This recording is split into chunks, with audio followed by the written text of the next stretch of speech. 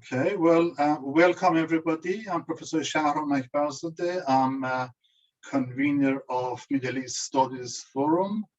I'd like to start by acknowledging the traditional owners of the land on which I sit, and most of us in Australia sit, and pay my respects to traditional owners, elders past and present. We are very fortunate today to have three distinguished speakers talk to us about the role of elections in closed systems, and specifically looking at Iran. As you know, President Rouhani has had 2 terms.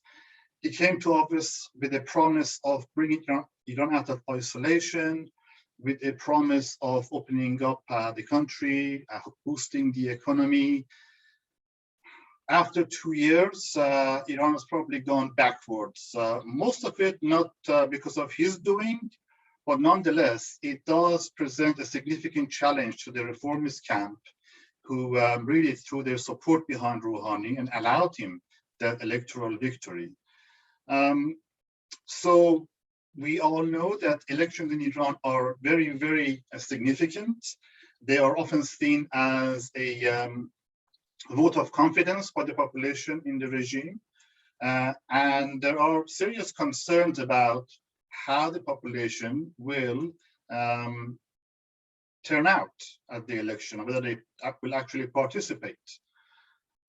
So in exactly a month's time, we're going to see how the population is responding, and that's going to have major implications. So whoever comes to office as president is going to have major implications for the future of Iran, internally, so domestically, which way it's going to go, but also regionally and internationally.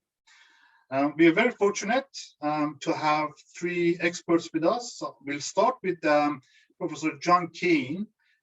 The format is that we go through every speaker, so one after another. So hold on to your questions.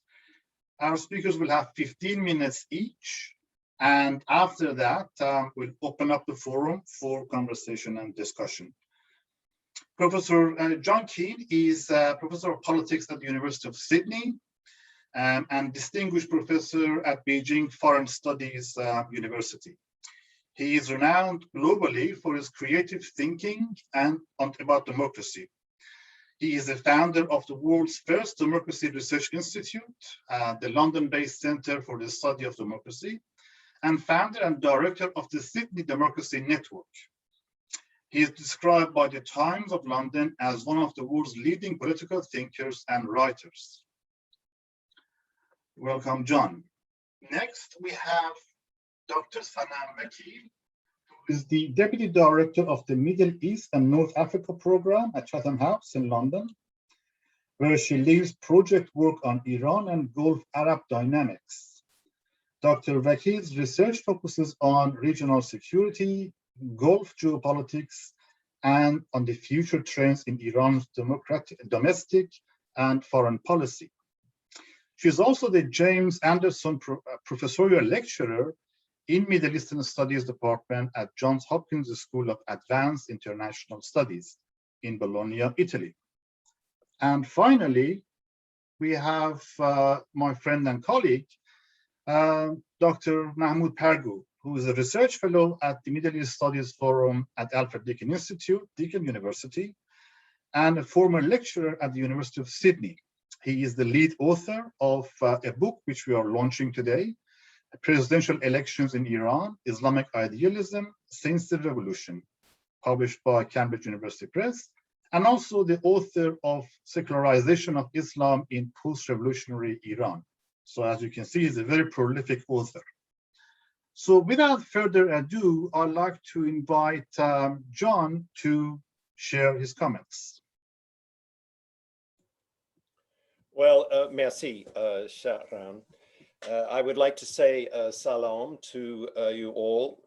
It's Sobeh, good morning, and it's also Shabeh, good evening, because our world is not flat. I wanted to extend my warmest congratulations to Mahmoud and Shahram for the publication of their book, which has literally just happened. Colleagues and friends, I'm not going to say anything about Ibrahim Raisi or Ali Larijani or Mohsen Hashemi. I will leave that to our other speakers. Instead, what I would like to do is to say a few general remarks about elections and the new historical phenomenon of what could be called elections without democracy. What Thomas Jefferson, in his notes on Virginia in the 18th century, first called elective despotism. What is striking is that in countries such as China, Russia, Vietnam, and Iran, the Gulf region, Central Asia, and elsewhere, it's a strange but true fact that the new despotisms, as I call them, ruled by oligarchs, have a definite fondness for elections. This should be strange to us because if one looks back, for example, to the 1920s and 1930s, and looks, for example, at fascist regimes that appeared both in Asia and Europe during that period, one thing that is striking is the hostility to elections. You may know that Hitler, who thought that elections undermined the process of natural selection of ruling elites, once said that elections were symptomatic of the cultivation of human failure. Or if one goes to Tojo, Japan in the early 1930s, we see that that dictatorship abolished political parties. There was a deep and profound mistrust of elections. Setting the pace, you may know that Mussolini led a move which was successful. It's called the Acerbo Law. In the early 1920s, 1923, legislation was passed through the Italian parliament that gave 2/3 of the seats in that parliament to the party that received the largest number of votes. In France, the local fascists, for example, La Roque, declared elections exercises in collective decadence, and La Roque himself in 1936 famously said that the very idea of voting gave him nausea. What is striking, by contrast, is the way that these regimes of these years of the 21st century have embraced elections. What is important to understand initially, and my first major point, is that they should not be understood. These elections should not be understood through the prism, the textbook story of free and fair elections. There are many journalists who, on an ad hoc basis, cover such elections of the kind that are forthcoming in the presidential elections in Iran. And they tend to treat these elections as if they conform to the rules of so-called free and fair elections, textbook style. What is that model of free and fair elections? Well, I exaggerate, of course, but the ideal typical case of free and fair elections is one in which there is democratic representation, the selection, popular selection, rejection, and rotation of leaders who are only in office for a limited period of time. Elections, according to this ideal type theory, are moments when citizens can let off steam. They are granted space to organize, for example, through political parties, to defend their interests. Elections are also tests of the political competence of leaders and their skills. Voters, armed with the power to trip them up and throw them out of office, can cause mayhem. Elections function, according to this view, as weapons for periodically cheering up disappointed citizens. I have tried to write at some length about the principle of disappointment, which is deeply built into the very idea of democratic elections. Of course, if elected representatives, govern perfectly, and if citizens were totally happy with their elected representatives, elections would lose their raison d'etre. They would not have any functions to perform. But that is not the case, according to the textbook theory of free and fair elections, because there are moments when elections show that representatives are actually idiots.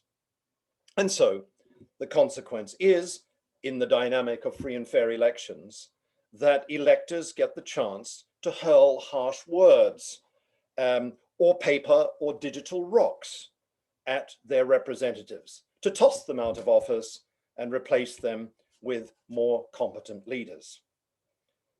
That is the standard theory, often associated with liberal democracy. The new despotisms, as I call them, are not to be understood in these terms. Instead, I have coined the phrase phantom elections to describe elections under these conditions. To speak of phantom elections is not to say that they are mere camouflage. They are merely fake. As with all phantom phenomena, they are real and not real. They have a certain materiality about them and a certain ephemerality about them. Under these conditions of despotism, as I see it, putting things in general terms, dirty tricks of all kinds are used to perfect the arts, the dark arts of manipulation of victories.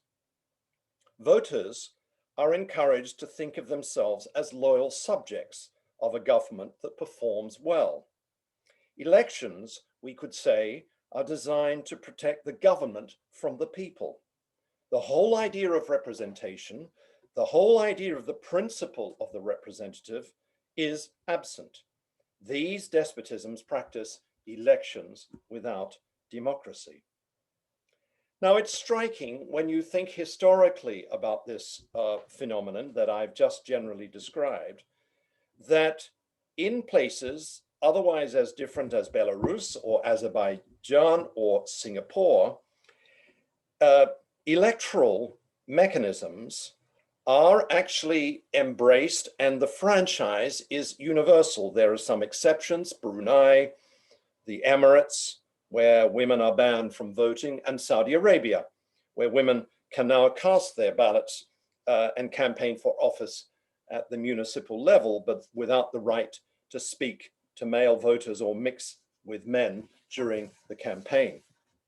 It's also striking that these regimes offer approved candidates the chance of higher office. And it's also striking that these regimes typically allow a measure of multi-party competition. So the question arises, and on this I want to end, but it will take me just a few minutes to elaborate the reasons.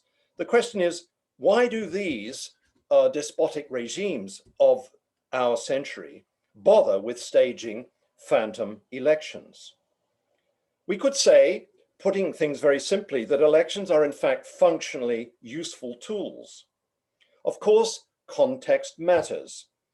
In China, the key reason why the party supported in the 1980s local elections, which continue until today, is because of the damage done to the party's reputation in the countryside during the Cultural Revolution. Local elections proved to be a means of re-engaging a population and winning their loyalty. In Iran, as you know, elections are the product of a long process, including a revolution, the overthrow of an American-backed dictator, a cruel dictator, and the product of processes such as war with Iraq and the waning of theocratic rule. The consequence has been the acceptance of the principle of competitive elections for city council seats, for parliament, and the presidency. And in Vietnam, much the same dynamic, but for very local reasons, to do with the end of French colonialism, to do with victory in the war against the United States, are key explanations of why elections happened. But if we step back and look at multiple cases, in which I do include Iran, you can see a big handful of reasons why elections prove functionally useful. The first, and it should be obvious, but it's often forgotten, is what social scientists call path dependency. I mean, once the principle of elections is accepted by a ruling oligarchy, then the withdrawal of elections is a risky and dangerous move, because it may be judged by many citizens that the rulers are attempting to sever their dependence upon the people. There is a second reason, altogether 7, a second reason. There is no doubt, we have studies that show, I think, quite clearly that elections do result in substantive improvements and sometimes redistributions of life chances. I refer to China again, where the evidence is that villages with elected officials are more likely to tax themselves and to spend substantially on such matters as tree plantings, irrigation schemes, roads, and primary schools. It's an open question whether this rule also applies to Iran, whether indeed elections can trigger significant government policy shifts. Even though there's vetting of candidates by the Guardian Council, the question is whether actually elections sometimes at least produce results. There's a third reason for why the embrace of elections by these regimes happens. It is that elections provide a temporary space for dissent in the governing hierarchy, where there can be a settling of old scores among competing factions, where there can be a resolution of disputes, and where there are low-cost exit options for discontented regime politicians. There is a fourth reason for the functional utility of elections: fresh talent, we could say. That is, elections provide opportunities for spotting, from the standpoint of the top of power, for spotting new talent, that is, budding accomplices of the ruling power. Fifth, elections are moments in which patronage, patron-client relations are serviced. Patronage is distributed to the winners and withdrawn from losers. There is sixth, a very important function to do with early warning systems and problems of information shortages. We could say, in places otherwise as different as, say, Laos and Vietnam, information shortages are a permanent headache for those who rule. Those who rule at the top can never be entirely sure that the people worship them, or that the people are only pretending to worship them.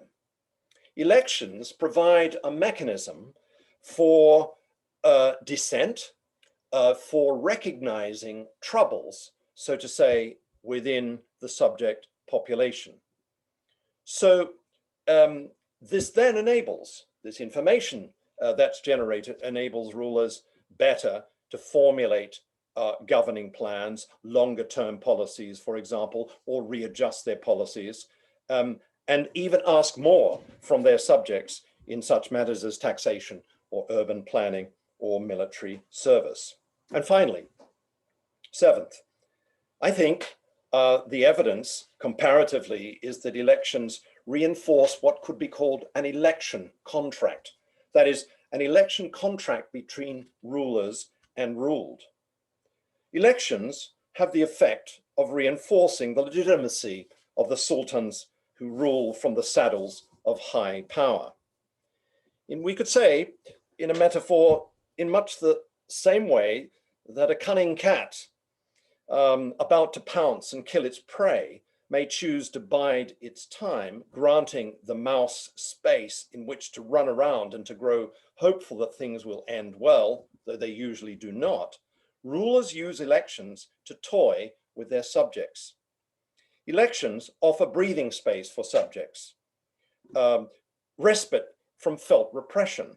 In some quarters, the evidence is that elections may actually breed hopes for change. In truth, they are exercises in voluntary servitude, as I call it. That is, when citizens vote in these elections, they do more than cast votes. They give themselves away. They license the rulers. They lend them authority. So the razzmatazz of elections is an awesome celebration of the mighty power of the regime. It may even offer its subjects a chance to behave as if they believe in the regime through something like an election contract. So I near the end. Elections, seen in this way, function as carnivals of domination. The elected act as if they are the elect. They do not think of themselves as recallable or as servants of the governed. To govern is to keep the people calm and quiet.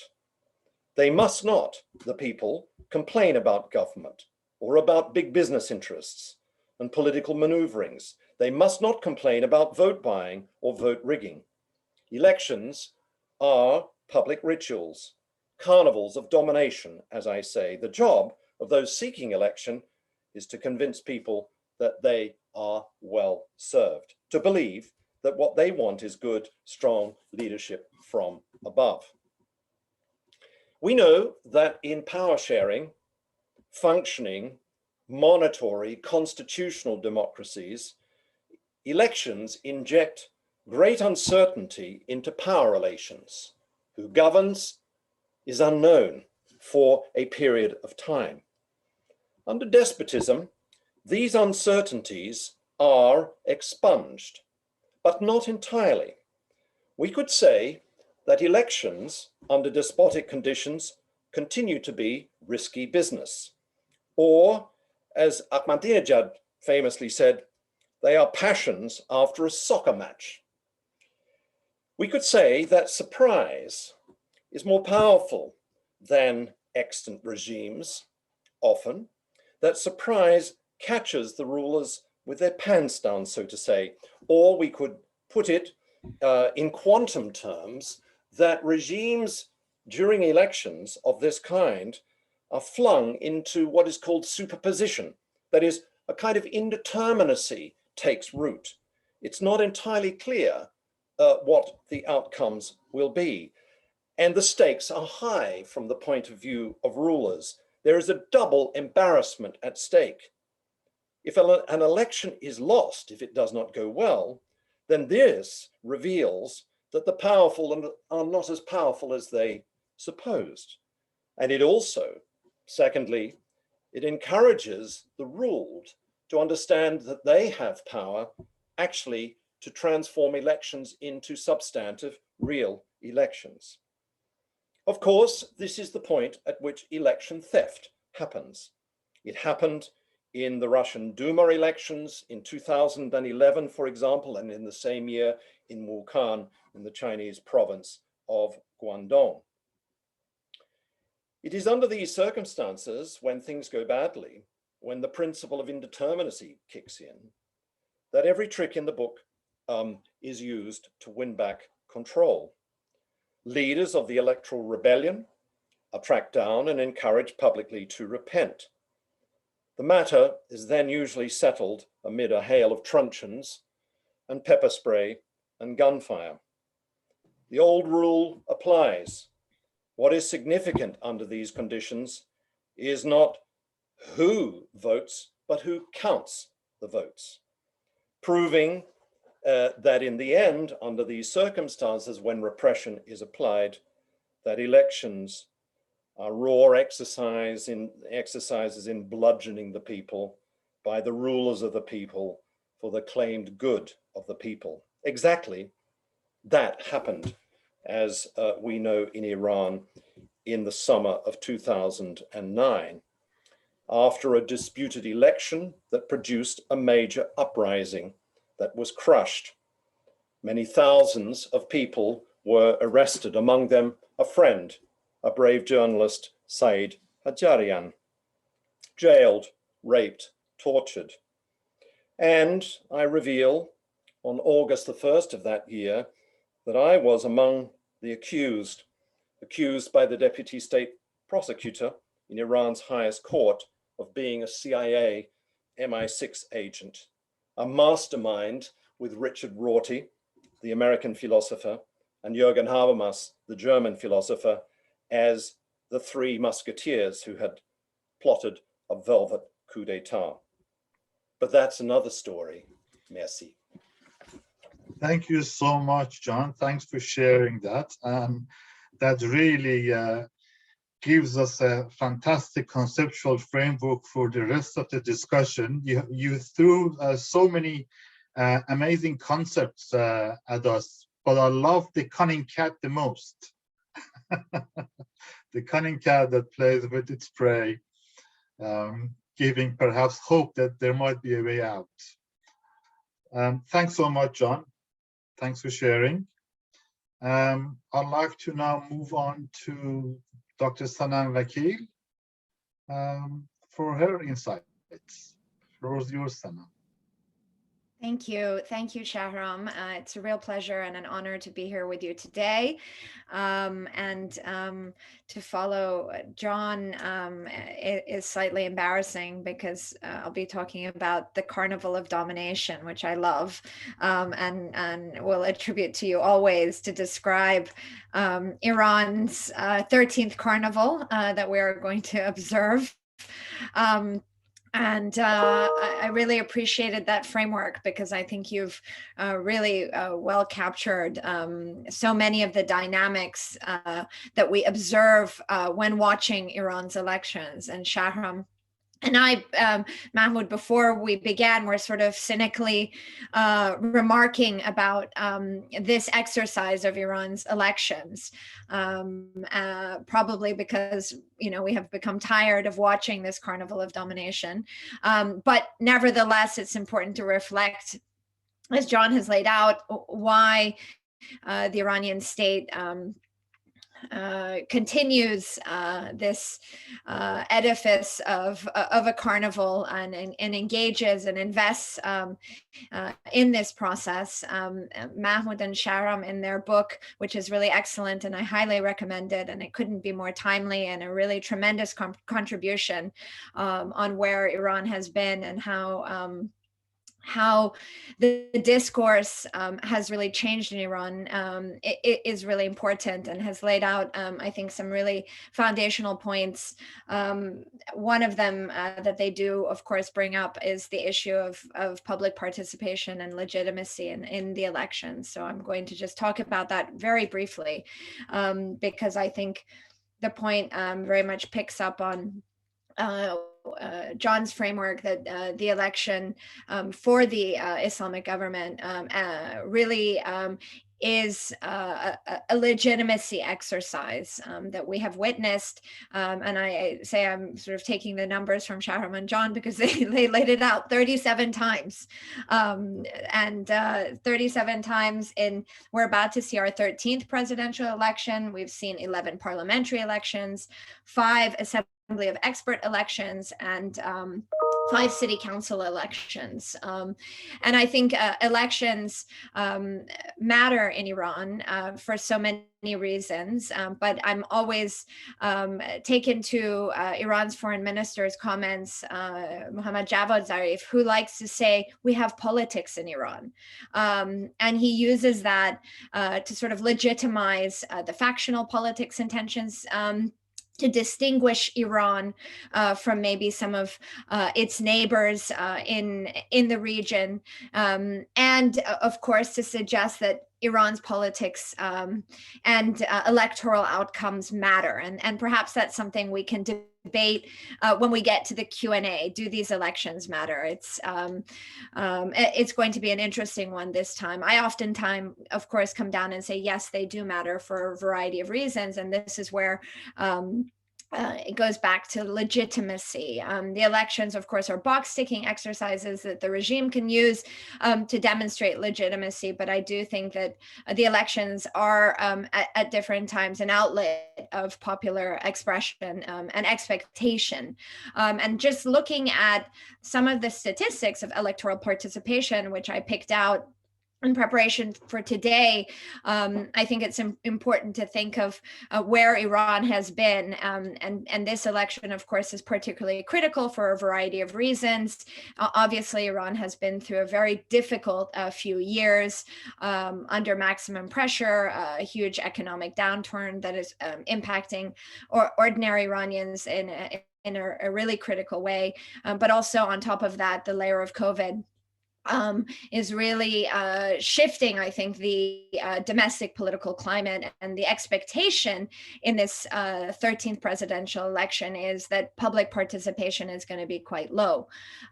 We know this perhaps because we know this anecdotally for those of us who maintain contact with people inside Iran, but also just reflecting on public participation in the parliamentary elections of February of 2020. Those were significantly low, with estimates ranging from 38% public participation to 42% public participation. Public participation also in the municipal elections held in the summer, particularly in Tehran, were just appallingly low, 9% political participation. So that also suggests the disaffected nature and deep frustrations of Iranians in the climate of these sort of triple challenges that people are facing. And on top of that, of course, deep disappointment with the performance of the Rouhani administration, moderate, pragmatic, perhaps even reformist in orientation. And reformists have dominated most of the elected entities in the Iranian political system. So there is a suggestion that this deep disappointment could, of course, lead to a factional shift, and one that is coming at a hugely critical time for the country. I hear anecdotally repeatedly that, electoral politics shift in most states. Right? This isn't unique to Iran. 8 years of one party could generally lead to frustration and a transition to 8 years of another. But this sort of deep frustration that I think we're witnessing and directed to reformists and reformism in general, I think it is particularly unique because there is a popular awareness that reformists have not really accomplished very much. There haven't been any huge legislative changes, huge policy changes. So this is a very critical juncture for the system.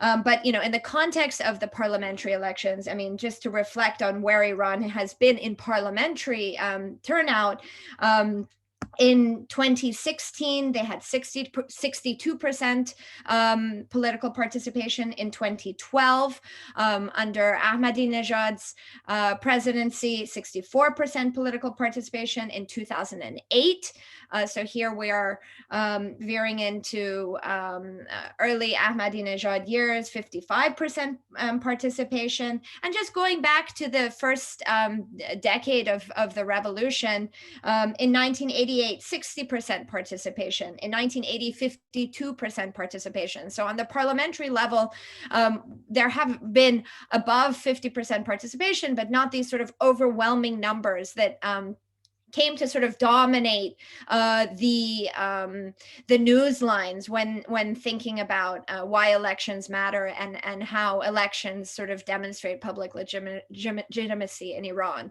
This idea that elections are important became really, I think, useful during the decade of the 1990s in the reformist movement, because it's popular participation and overwhelming popular participation that brought the reformists to power, and so this interaction between reformists and the people seemed to suggest, of course, that there was a popular desire for change, and it's in the context of President Khatami's first election that we saw huge turnout of 80% in 1997, and that is sort of the highest number that we have witnessed in the 42 years of the Islamic Republic. I put that back to, let's say, the 1981 election. We had 74%, so that's a pretty high turnout. And when Khamenei was elected president for a second time in 1985, he had 55% turnout. Hashemi Rafsanjani was elected in 1989 with 55% turnout. So this was a period where there was lower participation, and going in to the 1993 election, also a 51% turnout. So I think those were the standard sort of figures that then shifted with the birth of reformism. And I think this is something that Mahmoud and Shahram really point to and write about, how the growing secularization and sort of popular demands feed into the electoral processes in Iran. And that's quite interesting.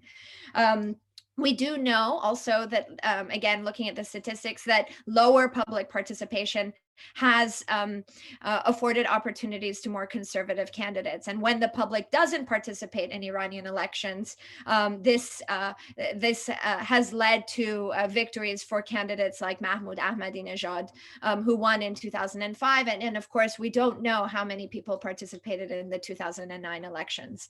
That is the one figure that is not easily accessible, or I have yet to be able to access it. As we approach these elections, I think the expectation that participation is going to be low is already out there. And we know that the Supreme Leader is trying to encourage people to vote as part of their duty, their nationalist duty, maybe moving away from sort of the religious rhetoric, but really trying to empower individuals along the lines of the resistance narrative that the government has tried to use to gain economic and political traction in their sort of maximum resistance campaign against the Trump administration sanctions and pressure from the United States. And it's in this context that as we approach the June 18th election, that we are seeing not very huge mobilization from reformist candidates that, as I did lay out, are not heavily engaged and slightly on the fence as to their approach for this election, with some calling for boycotts and others throwing their hat into the ring. But we have really seen a groundswell of conservative candidates putting themselves forward, with very high profile candidates also expected potentially to lead the pack, with many of them that will pull away or withdraw in favor of a consensus candidate. So that's what we're anticipating going forward. All of this to say that, of course, the elections do matter. The elections do impact the consensus building process inside Iran. Policy recommendations are consensually based, but they also matter because we see in a system like that of the Islamic republics where the people are, what the barometer of public opinion really is. Whether they participate, who they vote for, and their level of public engagement, I think, is really suggestive of challenges and opportunities for the Islamic Republic. So this election will no doubt be interesting, as others have been, in shedding light on the pulse of the people, and of course the carnival at the top. So I'll stop there. Apologies for speaking for too long. There's always a lot to say on Iran, but looking forward to the discussion. Thank you so much, Sanam Jan. That's perfectly timed. No need to apologize. Indeed, election participation is going to be a major factor, and we have already seen a lot of reports that there is concern at the top about the level of participation, because that is seen as perhaps a vote of no confidence to the regime. So it's interesting to see how that shapes up. But they also suggest that with lower participation, as you mentioned, there's a very strong possibility that the next president would be more of a hardline than a reformist, which will have obvious implications domestically and internationally.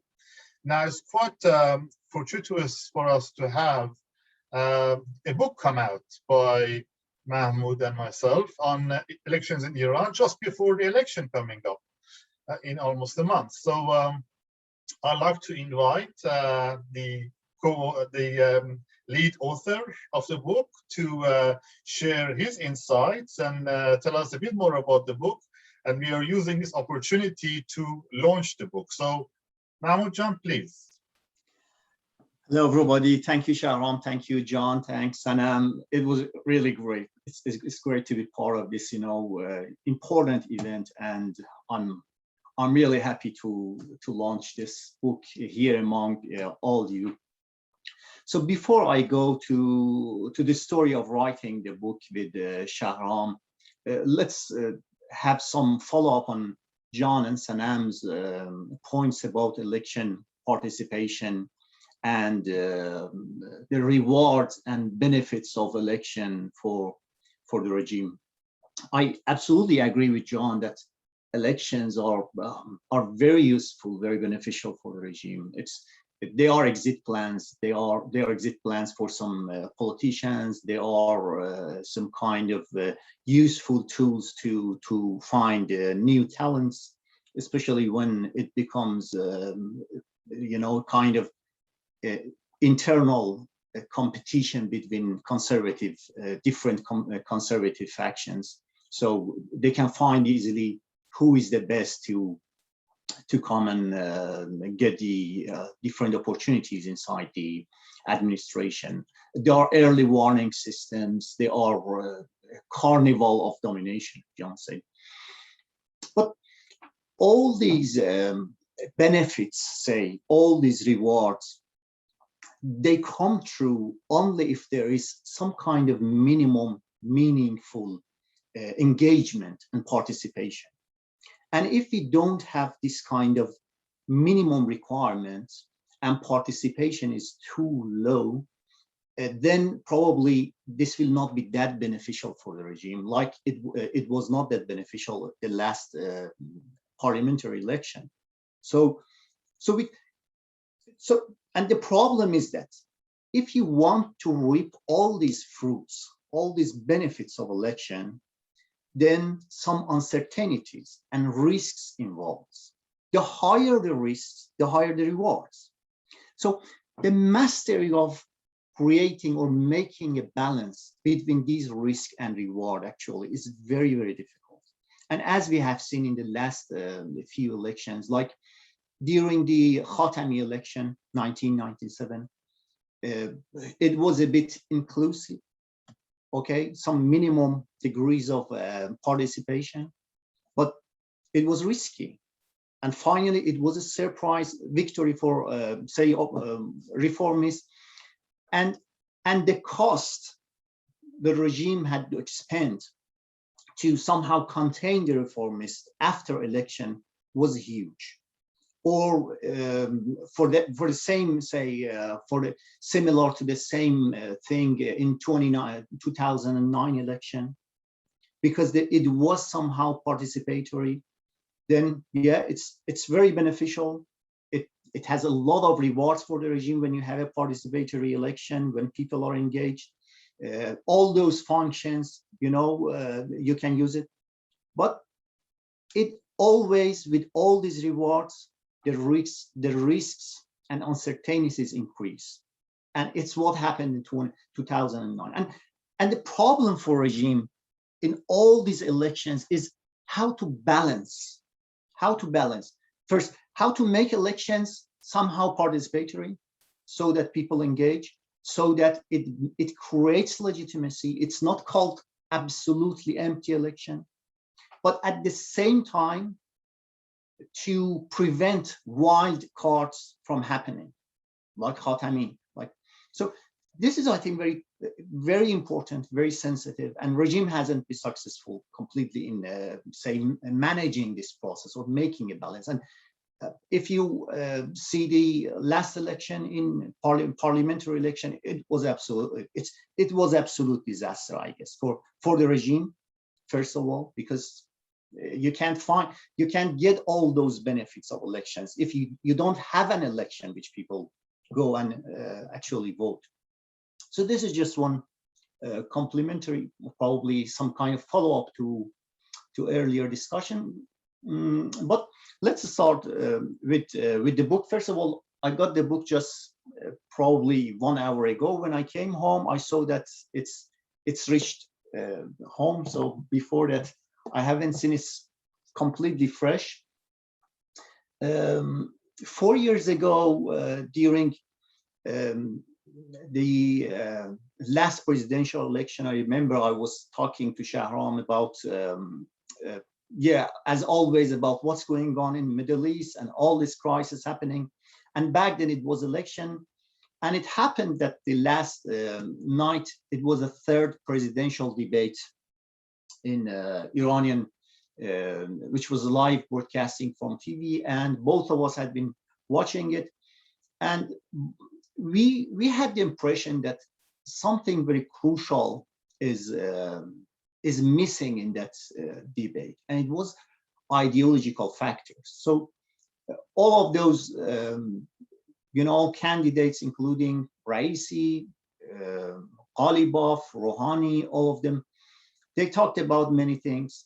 It was about foreign policy, about economy, about inflation, everything.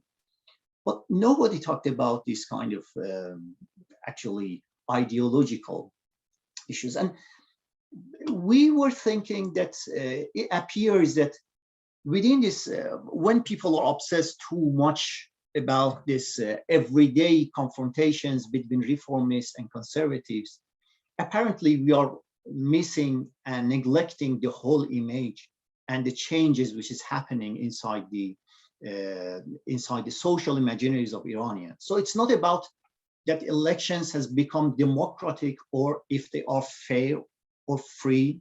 No, they are not. It's about elections represent or indicate some much deeper changes in society. And because during elections, those discourses are somehow allowed freely to happen, then it completely captures this change. And we tried to get back with Shahram and somehow substantiate this impression with some hard fact, and the result is this book. Just let me give you a few examples, which is very interesting. One is exactly the same debate, or the third electoral election debate, which happened that year.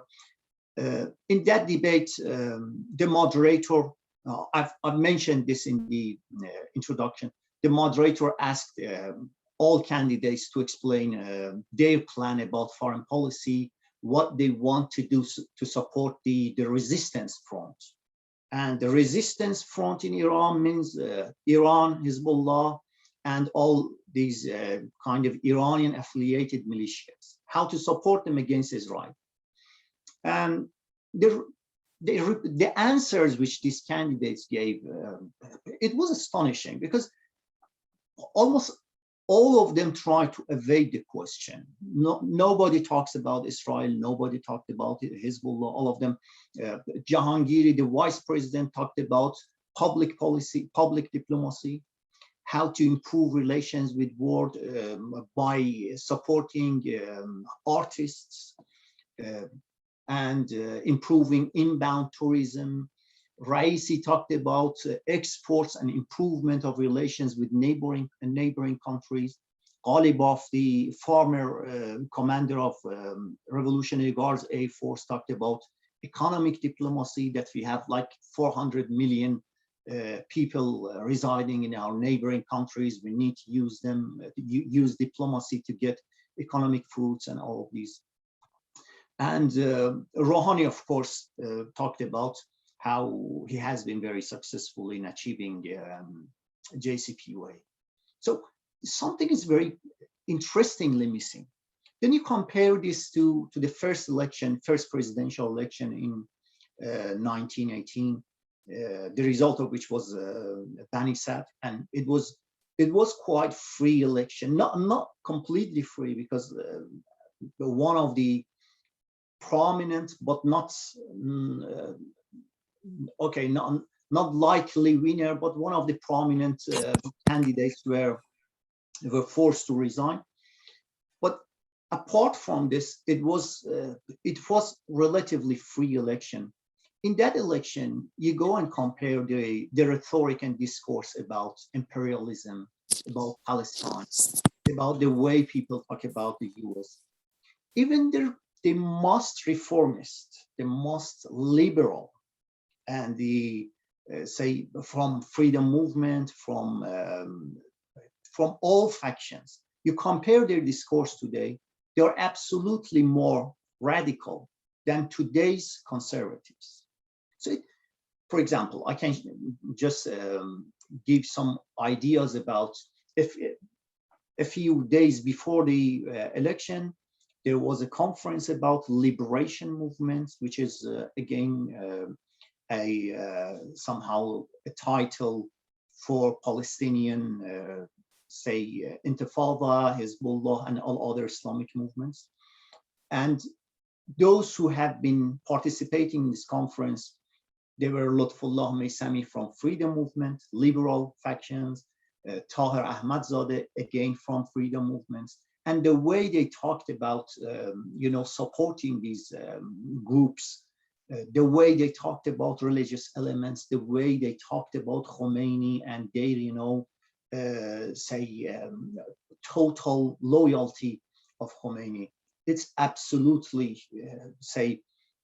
different from today's, not just different, but even today's conservatives, today's hardliners, they don't talk about these ideological elements like back then. So when we engage in this internal politics of today, we forget this huge change. And of course, I guess most of you remember what happened with Raisi, who went and took a photo with this guy, underground rapper, Amir Tatallu, which it was too controversial. But who even can imagine that a cleric with a standing which a Raisi had would go and take a photo with? And this is a magical elections. Elections are kind of instruments of say longevity of authoritarianism, but they make lots of changes.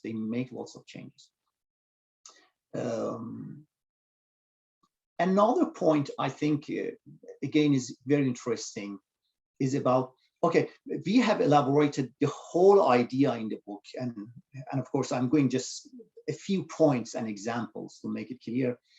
Another interesting example is the way people back in Khomeini's era, in the first decade of revolution, we're talking about religion and the way now they are using religion in campaigns.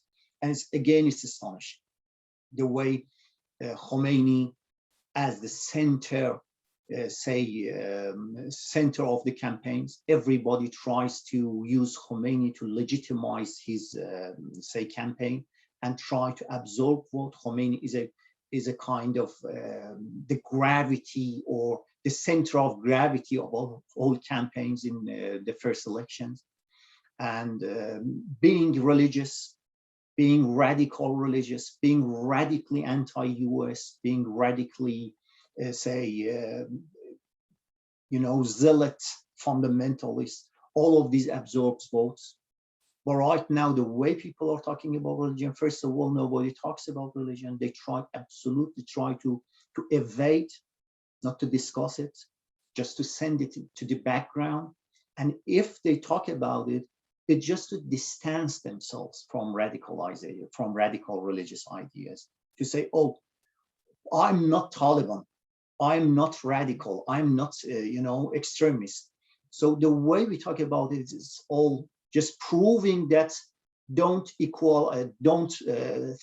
identify with me these kind of radical religious ideas. So these are weakest, very, very important and absolutely fundamental trends which is happening in Iran, regardless of who is getting power.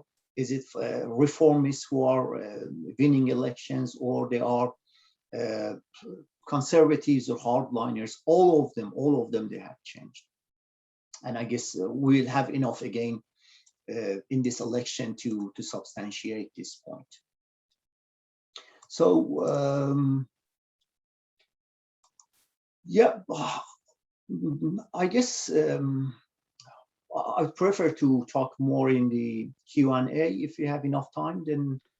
Thank you so much, Mahmoud Jan. That's fantastic. Great synopsis of the book within 15 minutes.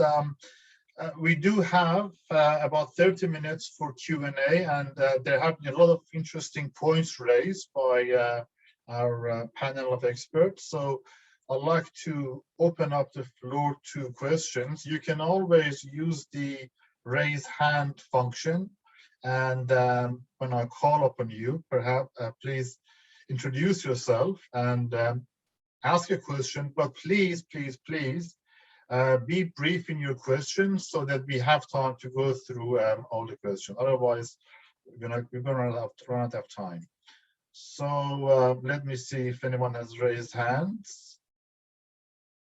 No one yet. Maybe I'll start with a question myself, and that is, I guess, a question to Mahmoud, but other members of the panel may also like to reflect on it, and that is how the events in Israel and how Israeli attack on Palestinians is going to affect the electoral debate in Iran. And I see Nasser has raised his hand, so Nasser is going to be after me. Okay, if I may. Please go ahead. I don't think that the situation has changed substantially from the last elections, and more in Iran. Really, I can guess majority of people are not too sensitive to Israel, because Iran, the government itself has been at the forefront. So people don't think that they have this task or responsibility to stand ahead and make some kind of activism about it. I don't think that it will be a substantial issue or even come up in the electoral debates. And if it's becomes a kind of debate, I don't think that even conservatives will try to be too harsh on it, too hard, and yeah. Sanam, do you have anything on that? I think that it would emerge just to service the viewpoint that the resistance front remains strong, it remains fortified, that its objectives in standing up to Israel and the United States still remain relevant, and use that sort of framework to juxtapose against the failure of the JCPOA to deliver. So that's where I see it emerging. Thanks. Okay, well, let's go to Dr. Nasser Akbarzadeh. Hi, my name is Nasser, and I'm at the Australian Catholic University. Congratulations, Mahmoud and Shahram. This is a great achievement and amazing book. And thanks a lot, all the speakers. Of course, there are a lot to talk about in the discussions of every panelist, but I will just ask a question from John, if I'm allowed, whose talk are always enormously rich and thought-provoking. I'm just keen, John, to hear your thought on the notion of electoral authoritarianism and what are the main differences between your phantom democracy and the literature on the electoral authoritarianism. It's of course a while that the people such as Andreas Schedler and Michael Miller have been writing about this notion, and to me it seems that for them this is a new phenomenon, while you are talking about the more historical cases as well. And also the number of the countries that they describe with this concept are very limited, and interestingly Iran is generally missed in this discussion, let alone China or Saudi Arabia. But there is a promising point in the writings of these scholars and the writings of about the electoral totalitarianism, and it's linked to the transition paradigm. And there is a sort of a hope that these elections will eventually, there is a possibility that it will lead to the democratization. And this brings me to my question, I guess, that you talked about the functions of elections in these regimes, all of which are in the services of despots. Of course, you mentioned the elements of surprise, which could have some promising thing. But I'm wondering if you think that that element of surprise or cultural impact of these repeated elections could be pregnant with the democracy. Is there anything that you could give more hope for us that this will lead us to some opening in the future? Something optimistic. May I? John, go ahead, John. Yeah, so Nasser, it's a great pleasure to see you again and to renew a very long and interesting friendship and discussion. I don't think this is the moment to have an alternative lecture on language of politics, that is the problem of naming regimes of the Iranian or the Chinese or Vietnamese or the Azerbaijani or the Uzbeki political systems, whether there are advantages to the category of authoritarianism or whether despotism, which is a category I've tried to revive and to reconstruct and to apply, there is no time to talk about the relative merits of those two terms, competing terms. But I would say two things. It does seem to me that the most sophisticated of these polities that I'm calling despotisms specialize in the arts of winning the loyalty of their subjects. And in my reading of the category of authoritarianism, it's Juan Lintz and it's Sam Huntington's invention. The category from the beginning, that is in the 1970s, always ultimately had the connotation of rule through force or repression. And my thesis, elaborated in the New Despotism book, is that this underestimates the tactics, the procedures that are used by the most sophisticated of these regimes to win the loyalty of important parts of the subject population, parts of the middle class, the poor, workers, and so on. So that is a discussion for another time. What I would say about surprise is here relevant because it seems to me, having looked at these despotisms and tried to think as deeply as I can about their structural weaknesses, the greatest weakness is their vulnerability to the unexpected, to surprise, to the gas leak, to an earthquake, to a nuclear power plant that malfunctions, to the discovery that a food chain is poisoned. The great weakness of these regimes is the insufficiency of the shortage of public scrutiny, accountability, or what I call monitory mechanisms. And here, there is a bigger point, I think. We're having a discussion about the centrality of elections and the forthcoming presidential election on June the 18th. But it should not be forgotten that democracy, as I read it, in my lifetime has come to mean nothing less than free and fair elections. So that norm still applies. That's one of the standards by which, for example, these forthcoming elections can be judged. But democracy is nothing less than free and fair elections, but something much more, or it has become something much more globally. And that something much more is the building of new institutions whose function is to scrutinize power, to prevent abuses of power, to prevent hubris, to prevent foolishness. As I see it, in the Iranian case, there is a definite shortage of these independent institutions that can scrutinize the whole regime of power. And so in this respect, despotisms are highly vulnerable to surprises, of which a failed election result is just one example. There can, of course, be others. By definition, we don't know what they are. So thank you very much, Merci, for your question.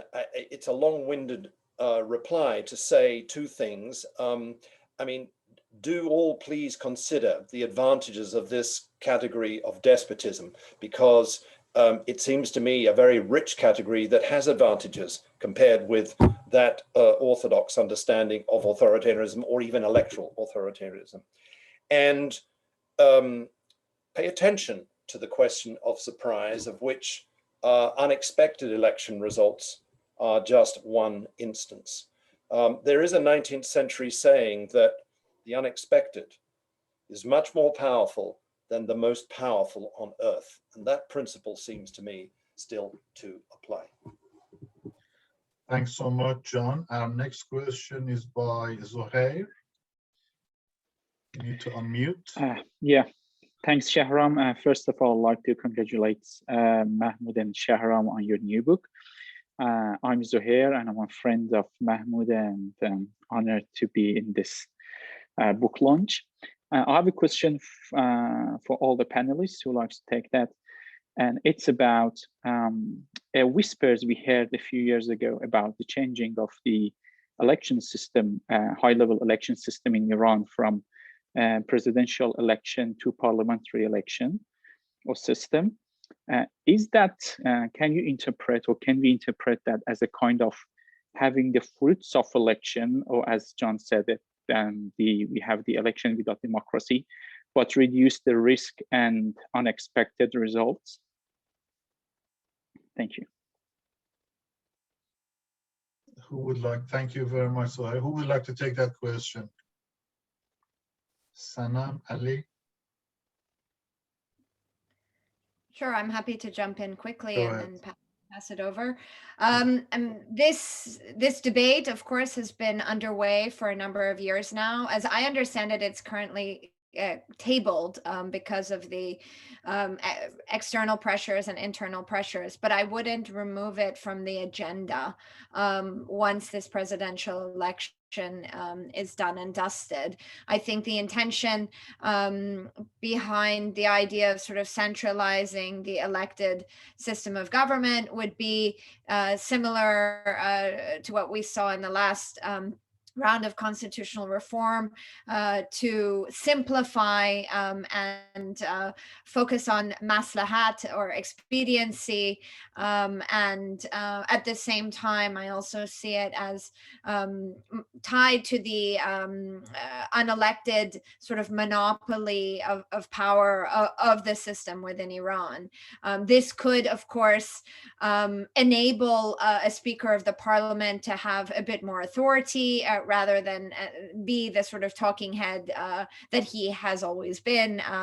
And at the same time embolden the unelected institutions, and particularly that of the Beit, which has very clearly, from my reading of the Iranian system, become very much a deep state that has a monopoly of economic and political and security control. So, you know, that is, I think, something that could come back on the agenda, you know, once this election again is complete and the right candidate has been elected, the person that can shepherd through this process. So I think it's an important point. Thank you for bringing it up. May I? Thank you. Go ahead, Mahmoud, go ahead. Yeah, thanks, Zohar. Thanks. It was an interesting question. Just following up on Sanam's answer, I think absolutely it's a kind of, you know, making that balance between risks and rewards of getting all those benefits without being exposed to those, you know, risks of elections. And as John said, these regimes are increasingly and incredibly becoming smart and intelligent. And I'm using this phrase of smart authoritarianism, intelligent authoritarianism. I don't know if how, you know, say background of literature it has on, but you add just, you know, this change in constitution, and then compare this how Iranian regime has tried to minimize these risks with, for example, disqualifying Hashemi Rafsanjani, you know, because Hashemi Rafsanjani was one of those wild risks which could increase uncertainty for the regime. And they said, okay, let's disqualify him. But instead, they brought Rouhani. Rouhani was not that wild, you know, widely unpredictable. And I think it was absolute win, you know, victory for the regime, with Rouhani's winning. So it was completely predictable. He wasn't a wild risk and, you know, wild card for the regime. And at the same time, they had a kind of, you know, participatory election, international legitimation, everything. And just consider, if these big data and behavioral science and all of these now they're coupling together, and these regimes are accessing and using it increasingly. If you go to today's presidential election campaign, you will see many, probably more than 5, 6, 7 different, you know, companies all affiliated with Revolutionary Guards are working on this concept. And it makes, you know, things, it changes things to completely different level we have never seen.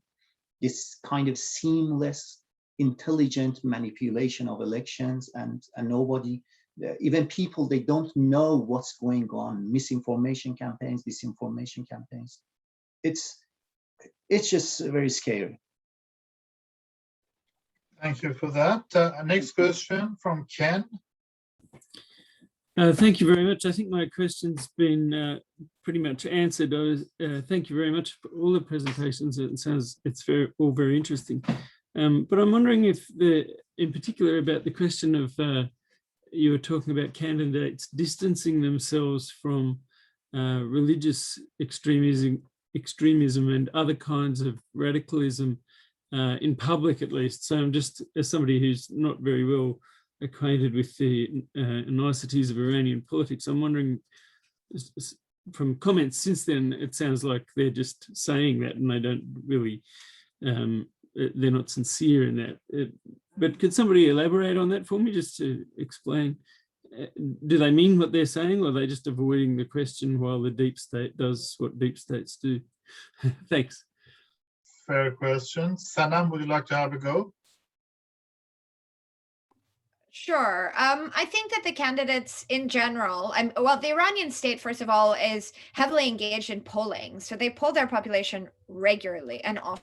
And I think they're acutely aware of the shifts and cleavages that exist in Iranian society. Of course, you have candidates that are very overtly conservative and religious and revolutionary still in orientation, but who are pragmatic and trying to be more broadly appealing. And that's why, you know, a candidate like Raisi made that appearance with, you know, provocative Iranian rapper, really to sort of try and broaden the appeal beyond his base. And I think that already I'm anticipating we'll see some interesting politicking. I mean, Ali Larijani's presidential video was entertaining to watch. If you, I mean, I wouldn't suggest you go and watch it if you're not an Iran watcher, but that was sort of, trying to show his seriousness and intensity and ready for the tough job. So I imagine we're going to see a lot of this presentation, not to proclaim their religiosity, because I think the society has very much moved away from outward religious inclination and orientation. There are higher trends of atheism and agnosticism and conversion in Iranian society, but rather to promote nationalism and to promote send signals of being a sort of a good manager, a good administrator, demonstrate like anti-corruption credentials, which is sort of the name of the game in the Middle East today. So, this is sort of the trajectory that I expect to take hold, and it's really reflective of changes in Iranian society over a number of decades now. So then if I could just steal a supplementary, then is that not like a very serious tectonic shift? Does it fit in with the hierarchy, or the official hierarchy of power then, or is that the nationalism and the religious side, are they opposed enough to destabilize the state, do we think? Or I'm just interested. Thank you. Should I keep going? Or maybe John or Mahmoud wants to step in? May I just say something very briefly about this? I was very interested in Mahmoud's account of pushing religion to the background, as you put it. It's part of your thesis of the secularization of public life, of politics in Iran.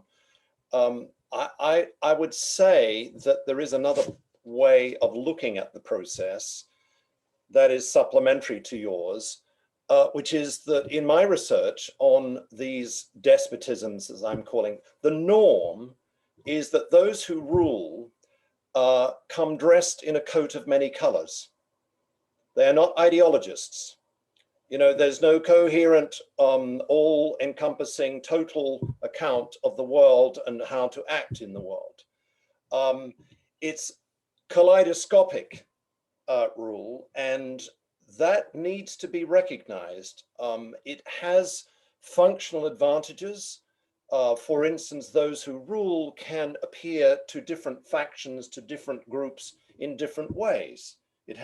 They can sail with the political winds, so to say. The case that I'm working on at the moment is China.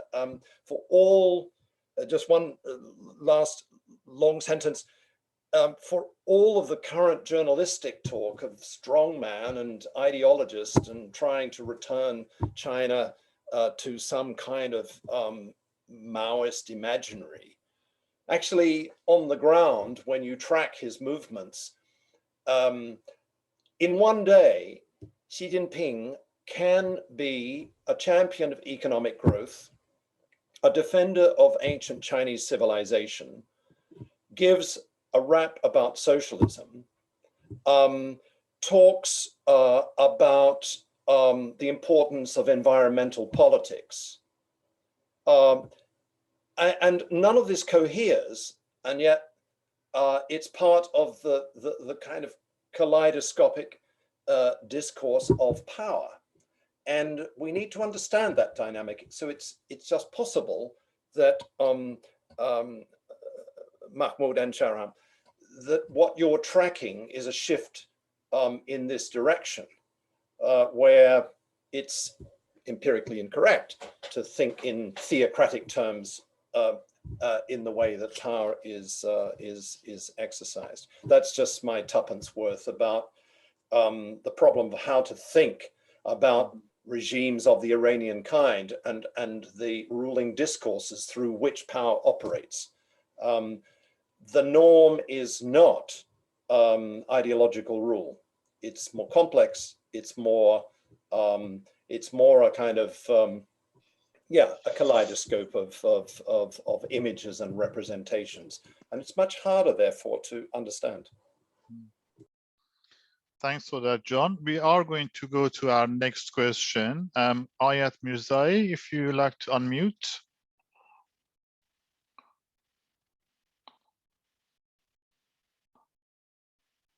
Well, Ayat is struggling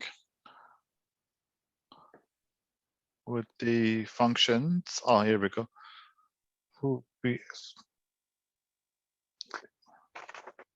This is, hello. Hi, everyone. Go ahead, Hello. Ayat.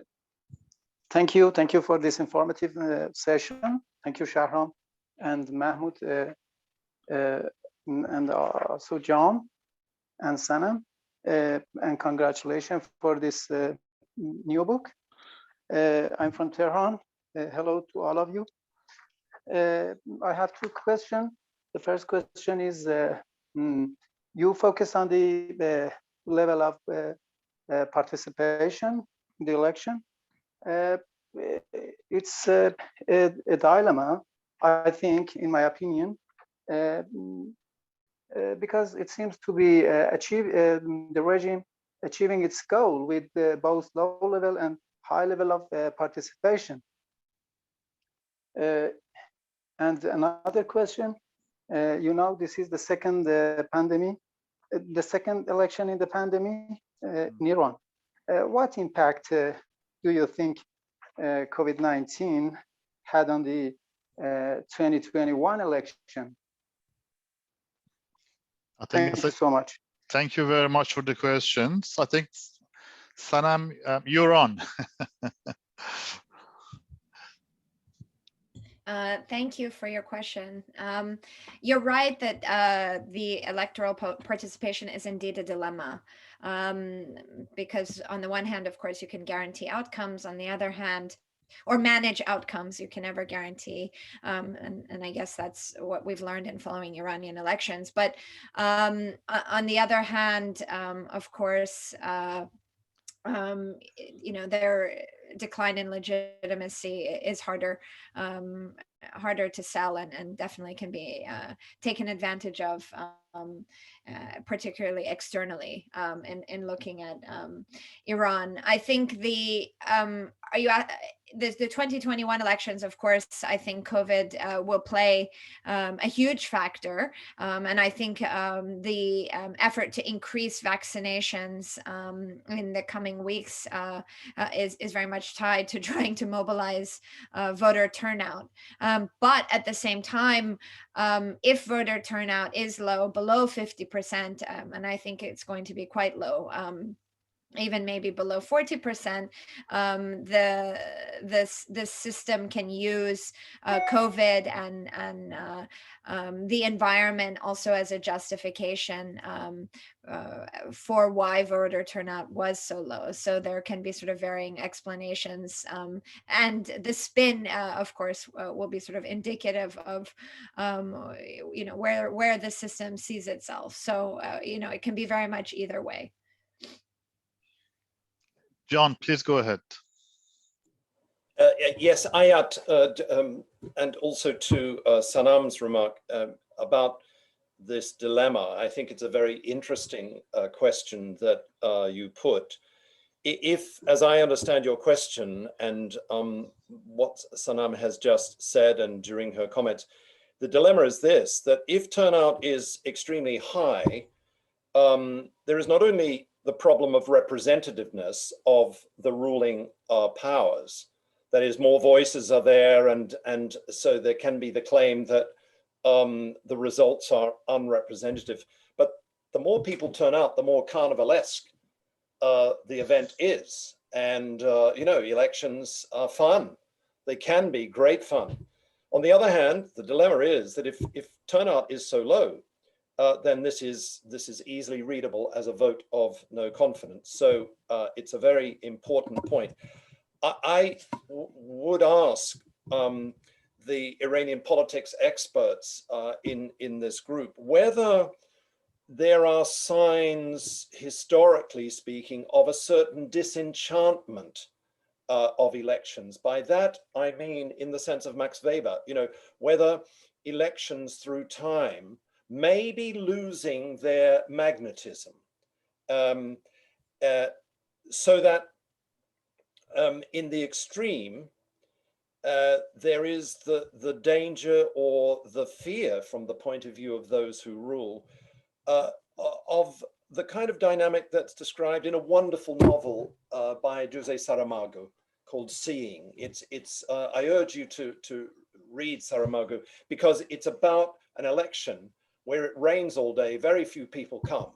And when they do come, they leave their ballots blank. And the ruling group panics and a lot of bad things happen. I mean, that fear of the popular disenchantment with elections and of elections. I mean, the question is whether there is any evidence that this is going on or whether it looks like, you know, trendless fluctuations or there isn't at this point an identifiable pattern. I don't know, but I would be very interested to hear what people have to say about that dilemma and whether there is a trend going on in these 20 something elections, whether there's a trend going on towards a kind of learning process in which large numbers of people, millions of people, learn that there is something not quite right about elections and their centrality. That's a central question to ask, John, and I don't know if Sanam or Mahmoud would like to reflect on that very briefly because we are out of time.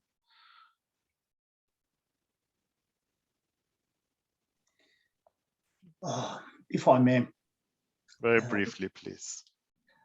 It appears so that from the last probably 10 years, there is a small trend and which is now growing up that people are being disenchanted by elections and thinking, no, it doesn't work and it's just a game. And it's partly also because the regime has been so lowering its risk appetite because of those wide risks. So because the regime is moving toward less risky elections, and it's exactly bringing this result that people are being disenchanted.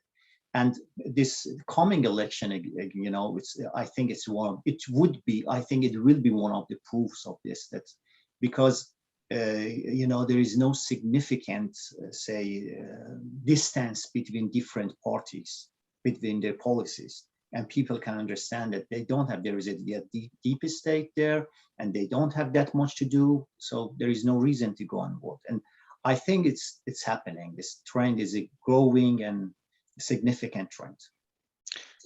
Well, and which is going to be a very important challenge and difficulty for the Islamic regime, given how much weight they place on voter participation. With that note, I'd like to conclude this session. Thank you so much, our expert panel, John Keane, Sanam Vakil, Mahmoud Pargoo, for joining us, for sharing your thoughts with us, and everyone else who's joined us from across the world, really, for your engagement and your questions. Well done, everybody. And this concludes our session. Thank you very much.